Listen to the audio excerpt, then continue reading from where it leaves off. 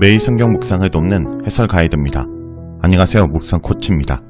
함께 읽고 나눈 말씀은 열왕기상 15장 25절에서 32절까지 말씀입니다. 아사왕은 우상들과 아세라상을 제거하며 우상 숭배를 척결하는 종교개혁을 단행하여 하나님께 선한 왕으로 인정받습니다. 그는 군사적으로 많은 업적을 남기는 왕으로 기록됩니다. 아사의 이런 신실한 행동을 통해 다윗 왕가는 살아남을 수 있었고 여호사밧에게 무사히 왕권을 물려줄 수 있었습니다. 이와 대조적으로 여로보암의 왕가는 보존되지 못합니다. 25절에서 26절을 보겠습니다. 25절에서 26절은 이스라엘 왕 나답의 통치입니다. 유다 아사 왕 2년에 이스라엘에서 여로보암의 아들 나답이 왕에 오릅니다. 2년 동안 이스라엘을 다스렸다고 기록하고 있지만 실제로는 1년이 조금 넘는 기간입니다. 나답에 대한 평가는 여호와 보시기에 악을 행하였다라고 부정적입니다. 그의 아버지 여로보암의 길을 행하였기 때문입니다. 여로보암이 지은 죄는 단과 베델에 황금 송아지를 만들어서 여호와 제의를 대신하였고 일반인을 제사장으로 세우고 산당 제사를 성행하게 했습니다. 절기도 자기 마음대로 만들어 북이스라엘 사람들이 예루살렘 성전에 가서 절개 제사를 드리지 못하게 막았습니다. 나답은 유다 선자의 경고와 늙은 선자의 확인에도 불구하고 아버지 여로보암의 종교 정책을 그대로 따릅니다. 이에 본문은 여로보암과 나답이 백성들을 죄짓게 만드는 죄를 지었다라고 평가합니다. 열왕기는 전체적으로 남유다와 북이스라엘이 망한 이유를 왕들이 하나님을 섬기지 않고 하나님의 명령을 따르지 않은 데서 찾고 있습니다. 이것은 고대 이스라엘에서 왕의 역할이 종교적인 부분에서 매우 중요한데 하나님의 대리자로서 하나님의 말씀에 순종하고 백성들을 하나님의 말씀대로 살도록 가르치고 다스릴 의무가 있었던 것입니다. 여로보암과 나답은 하나님께 대한 의무를 저버렸고 백성들을 죄의 길로 가도록 인도하는 무서운 죄를 저지른 것입니다.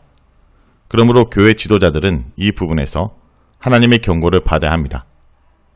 과연 하나님의 말씀을 바로 전하고 그것을 실천하는 의무를 성실하게 수행하고 있는지, 아니면 교인들을 실족시키고 잘못된 길로 인도하고 있는지 늘 점검하는 자세가 필요합니다. 나답의 모습은 동시대 유다왕 아사가 르호보암과 아비암의 잘못된 길에서 돌이키고 우상을 제거하는 종교개혁을 단행하면서 왕권과 나라를 튼튼하게 세운 것과 대조되며 결국 여로보암 왕가는 무너지게 됩니다. 다음은 27절부터 32절까지 말씀입니다. 27절부터 32절은 이스라엘 왕 바하사의 반란과 예언의 성취입니다. 27절에서 이사갈의 지파 아이의 아들 바하사가 등장합니다. 그는 나답에게 반역할 세력을 모으고 나답과 모든 이스라엘 백성들, 즉 나답의 군사들이 기브돈을 점령하기 위해 에워싸고 있는 상황에서 나답을 칩니다. 나답과 그의 군사들이 블레셋 족속이 지배하고 있는 기브돈을 회복하기 위해 블레셋과 전쟁을 하고 있는 틈을 타 바하사는 나답을 공격하고 죽인 것입니다. 이때 기브돈은 블레셋의 지배하에 있었기 때문에 전략적으로 중요한 지역을 차지하기 위해 나답과 그의 군사들은 전쟁을 하였고 그동안 여로보암 왕권의 불만을 품고 있던 바하사가 세력을 모아 이곳에서 반란 일으키고 나답을 죽였습니다. 바하사는 아사왕 제3년에 나답을 대신해서 이스라엘 왕이 됩니다. 29절은 왕이 되었을 때의 상황을 설명하는 것으로서 바하사는 자신의 세력들을 모아 여로보암의 세력과 무력 충돌을 하였고 그 결과 바하사는 여로보암의 집에 속한 숨쉬는 모든 것, 즉 사람과 가축 등 모든 것을 완전히 진멸할 때까지 죽였고 아무것도 남기지 않았습니다.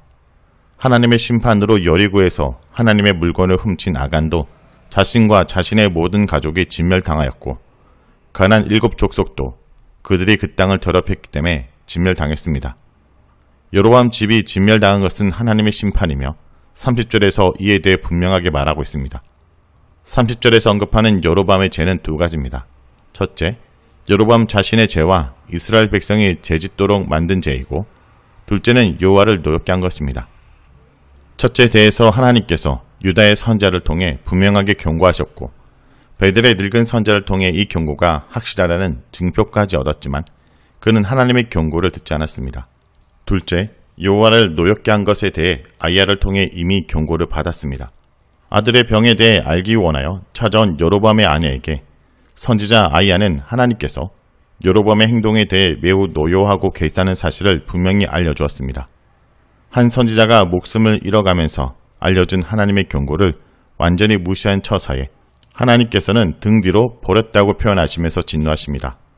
이것은 하나님께서 죄를 범한 여로보암에게 먼저 손 내밀어 회개할 기회를 주신 것입니다. 하나님께서는 여로보암에게 자비를 보여주셨지만 그는 하나님의 호의를 완전히 무시한 것입니다. 그 결과 하나님께서는 14장 10절에서 11절에 여로보암 집을 맑게 쓸어버리겠다고 하셨습니다. 바하사의 손을 통해 하나님께서는 심판을 실행하셨습니다. 분명히 하나님은 은혜롭고 자비롭고 노하기를 더하시는 하나님이시기 때문에 죄를 범한 인간들을 즉각 심판하지 않으시고 오래 참으시며 회개할 기회를 주십니다. 죄를 짓고도 깨닫지 못한 인간에게는 선지자를 보내어 친절하게 죄가 무엇인지도 알려주십니다.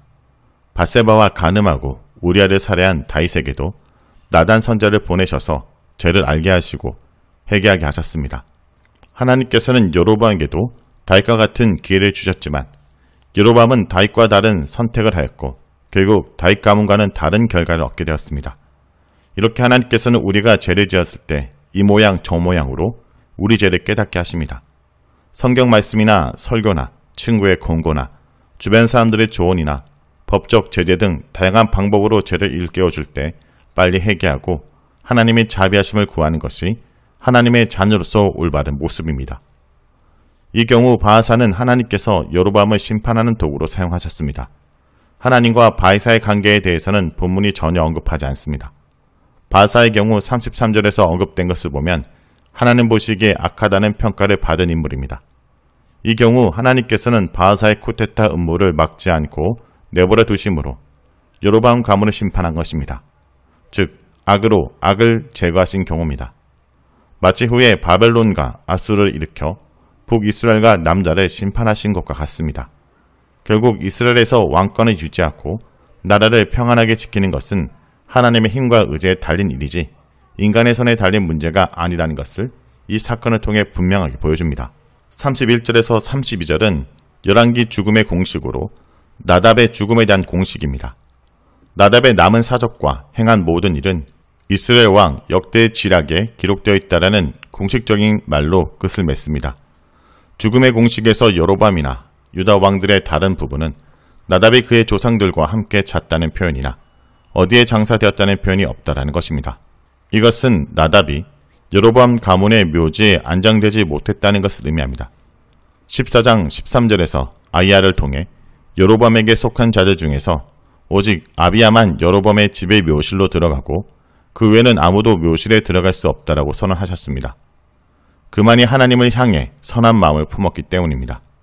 그러므로 나답이 묘실에 들어갔다는 말이 없는 것은 여로보암 가문에 대한 하나님의 심판이 철저하게 이루어졌다는 사실을 보여줍니다.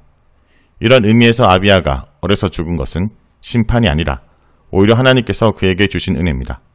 32절은 유다왕 아사와 이스라엘 왕 바하사 사이에 평생 정쟁이 있었다라고 소개하며 이스라엘이 쿠데타와 유다의 위협으로 인해 바람 잘 날 없는 늘 평화롭지 못한 시간을 보냈다는 사실을 알려줍니다.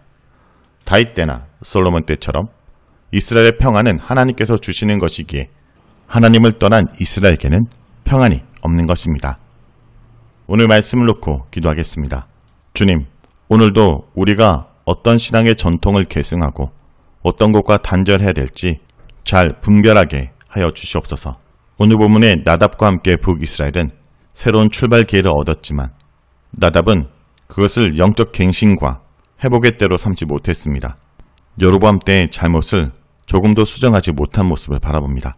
주님, 이런 나답의 모습이 아닌 아사왕처럼 선조 때의 잘못을 수정하고 오늘 올바른 길에 서는 것이 무엇인지 잘 분별할 수 있는 자가 되게 하여 주시옵소서. 과거의 전통을 그대로 고수하는 것이 하나님이 원하시는 것이 아님을 깨닫습니다. 내게 편하고 익숙한 것이 늘 도움이 되는 것이 아님을 고백합니다. 주님, 오늘도 우리가 따라야 될 것과 따르지 않아야 될 것이 무엇인지 분별하는 지혜를 우리에게 허락하여 주시옵소서. 예수님의 이름으로 기도드립니다. 아멘.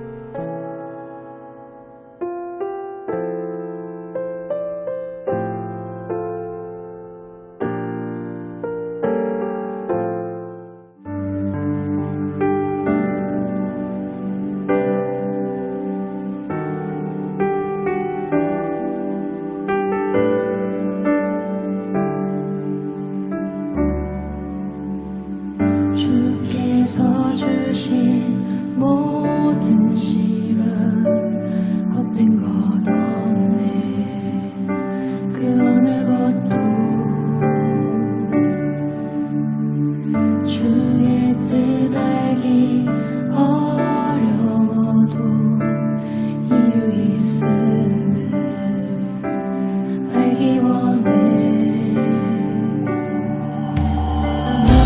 나의 모든 걸음이